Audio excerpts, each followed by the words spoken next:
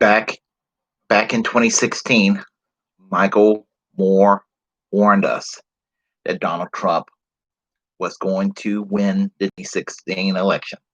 Warned us about that in 2016. Some people laughed him off, said won't happen because Donald Trump, you know, stuck his foot in his mouth all the time. And, it made comments that were beyond dog whistles.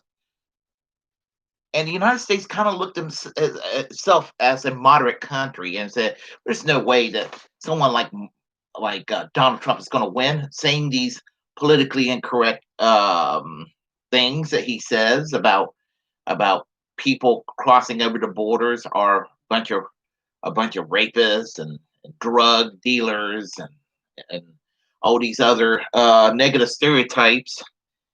That's not even true at all, but playing on the fears of the American people. Um, this was at a time when the political orthodoxy of both the Democrats and the Republicans was that global free trade, good, capitalism, ultimately good, which really was corporatism and it still is corporatism. Michael Moore warned us that because of what happened previous to the Trump presidency would be why Trump was elected. I mean, not only was he correct that Donald Trump was going to win the 2016 election, he was correct on how Donald Trump was going to win the 2016 election. I mean, people were pissed at him for saying it, but or some of them laughed him off because Hillary Clinton and a lot of people had this idea Hillary Clinton was so beloved and we're going to go back to the good old days of the 1990s with Bill Clinton. Once Hillary Clinton's president. Well, I'm going to tell you, 1990s were not the good old days. No more than the 1980s were in regard to policy.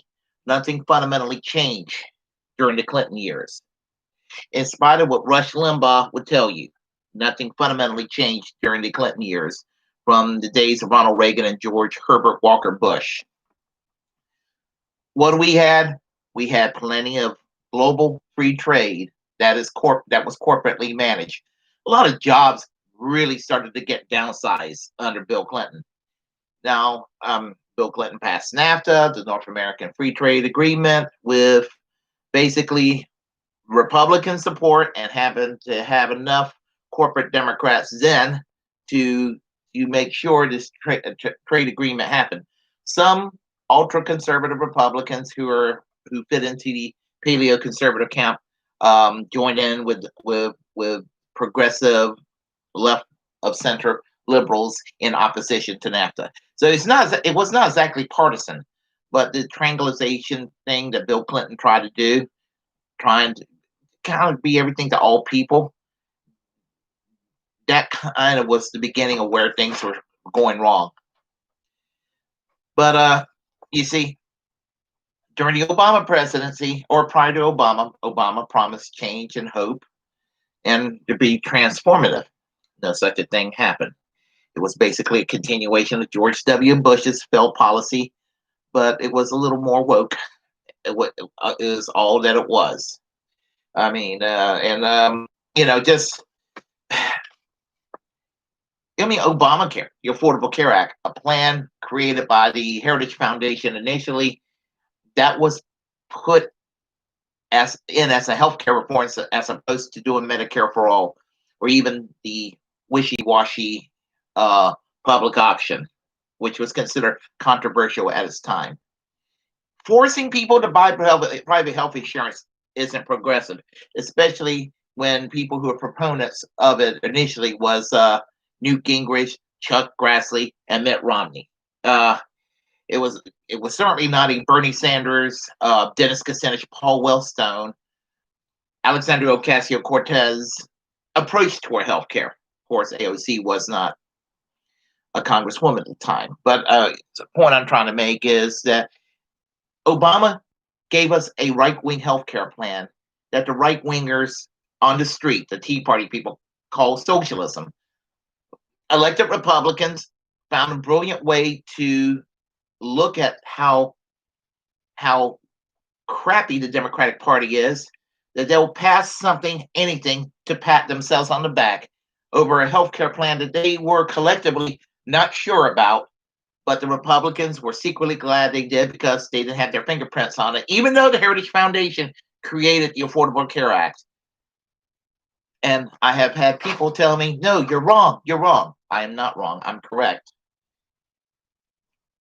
It made the healthcare situation a little bit worse for some people, made health insurance go up. It created a hardship for those who couldn't afford it in the first place, being forced to buy a private product. That didn't help matters. And then you have jobs that have been disappearing since for the past 40 some years. I mean, the industrial Midwest belt disappeared during the Reagan presidency, disappeared during the Bush presidency, and then went into rapid decline during the Clinton presidency, and just kind of stayed going on that way and that way and that way. And that's why you should go to places like Pennsylvania, Ohio, Michigan, or Wisconsin. You see a lot of towns that look abandoned because good paying jobs were taken away from ordinary folks to be shipped over across the ocean. And I don't want to ever hear from somebody say, well, it's because of those damn unions asking too much. Well, prior to all this globalism crap on the more corporately managed trade, some companies were going down to the south where they can get away from those pesky unions. But corporately managed trade thought, okay, I don't want to pay people $30 an hour up in Illinois or in Michigan, so I'll go and pay them $15 an hour down in Alabama. Oh, I could pay people $2 an hour in Mexico, or 30 cents an hour down in Vietnam. Whoops. Okay, we're going to go move our factories across the ocean. Income inequality has been increasing over the years, and it's created resentment, it's created anger, it's created anxiety among all Americans. This is where I get class reductionists on your ass, folks. And basically, what Michael Moore was saying, with all these hardships that took place, Americans are angry that the politicians of both parties don't listen to them.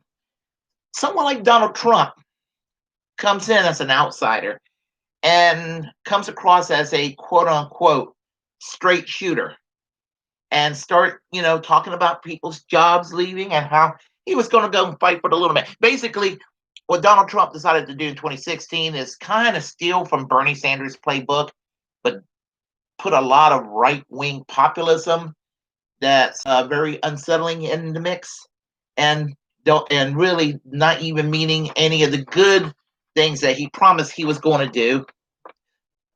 It was just a foregone conclusion that he wasn't going to honor that pledge, and his track record certainly has proved that in the past 4 years. Well, Michael Moore basically said that, and I'm going about this in a roundabout way, but Michael Moore said that Donald Trump would be considered a human Molotov cocktail thrown at the system. And it was going to be the biggest fuck you ever in American history. And here's the thing. He said that these states that have been traditionally Democratic voters, basically the white unionized blue collar workers in Ohio and Pennsylvania and Michigan and Wisconsin, who are loyal Democrats for the most part, are not seeing a return. Meaning they're not seeing politicians fight like hell to bring those unionized, good-paying jobs back to their area. And they see someone like Trump promising that, which is a juxtaposition because the Republican Party, why never Trumpers exist, because They just didn't like that kind of talk coming from their Republican politicians. Your typical establishment Republicans has this. They love the fuck you nature of right wing politics, but they want to do it with a smile on their face. Many Democrats do too.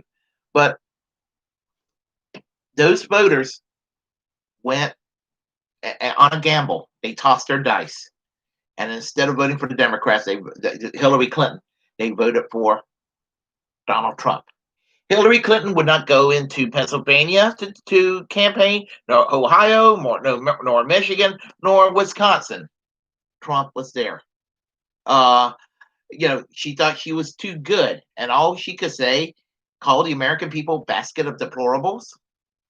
And Chuck Schumer and his little elitist ivory tower, basically saying, "But for every blue collar worker we lose in those states, Pennsylvania, Ohio, Michigan, and Wisconsin," I'm paraphrasing him, by the way, we're going to gain 4 moderate suburban Republicans in those states.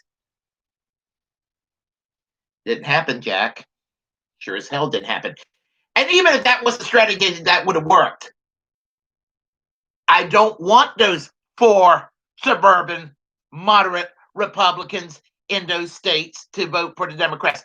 Let them stay in the fucking Republican Party to try to make the Republican Party a little bit more sane. And while they're doing it, take the corporate Democrats with them. No. No. The Democrats don't get it. They rather coddle corporate America, and they rather just sit there and court over moderate Republicans. It's been said, and I quote him too much, but it's been said by Kyle Kalinske that the Republican convention in 2020 was basically the 1996 moderate Republican Party convention of Bob Dole, paraphrasing him. But and that's what it was when you have John Kasich, Christine Todd Whitman, Colin Powell, all as speakers, and treating Bernie Sanders and Andrew Yang and Tulsi Gabbard and Alexandria Ocasio-Cortez like they're just ugly little redheaded children.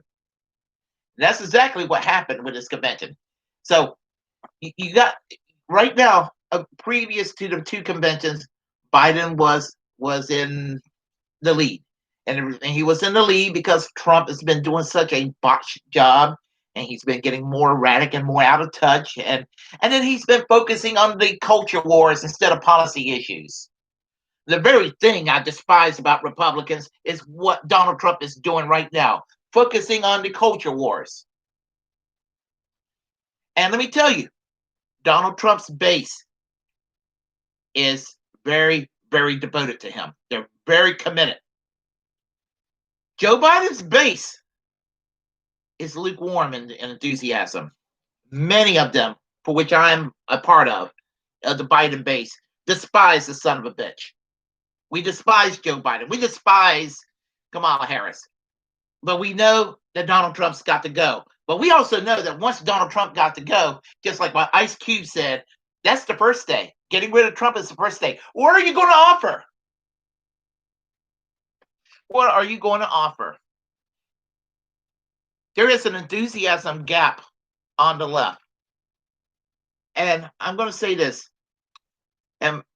If we lose this election in 2020, I am going to be using some very foul language against all the people who are supposedly on my side, lecturing us that why we shouldn't have been more enthusiastic about Joe Biden than we should have been. Because Joe Biden hasn't offered anything to anybody on the left. Now I hear some progressives saying, "Oh, he's going to be the most progressive president since Franklin Roosevelt."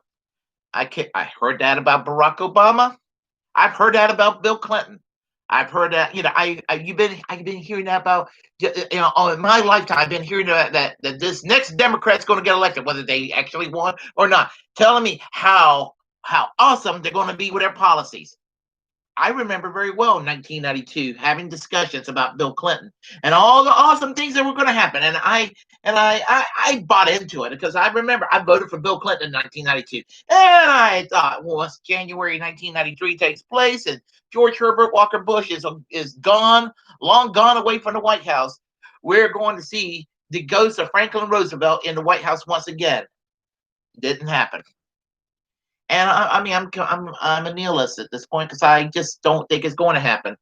I mean, I do know Trump's got to go, but if Trump goes and we get Biden and eventually Kamala Harris is in the same old BS and BS and BS of corporatism, um, Reagan / Trump like economics, we're going to get Mike Pence as the next president afterwards, or Tom Cotton.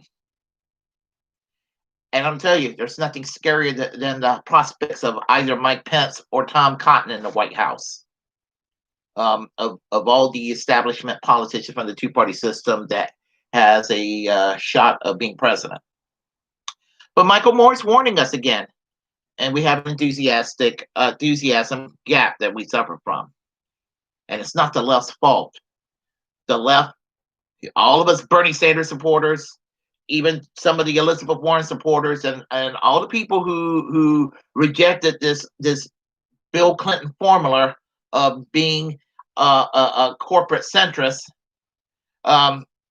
we want actual policy that's going to make America a better place. These policies are not extreme; they're not pie in the sky. They are policies that are already in place in other countries, which is wedges in the bedrock of their civilization. So much so that even many conservative politicians and conservative political parties in those countries, at least on issues like healthcare and some other economic issues, are actually to the left of our woke Democrats here in the United States. How freaking sad that is. Michael Moore is warning us, do not fall for this again. And everybody's in there just writing him off. But let me tell you, the gap has been narrowing at the polls. This is not a time to be complacent. This is a time to go out and vote. And you vote hard, and you go and mobilize and do everything you can. See, Trump is relying on his enthusiastic base. And he himself know full well. He knew.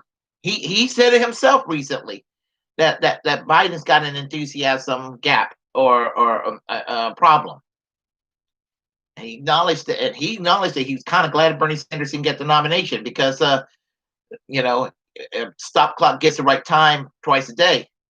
Us Bernie Sanders supporters, we are very, and I say this not in a bad way in this context, we're very devoted and we're very enthusiastic about our guy, Bernie Sanders, because Bernie Sanders has actual policy that this country would be better off with. And once people objectively listen to some of the ideas of Bernie Sanders, and I'm not talking about Bernie Sanders, the man, Bernie Sanders from the grumpy old Jew from Vermont.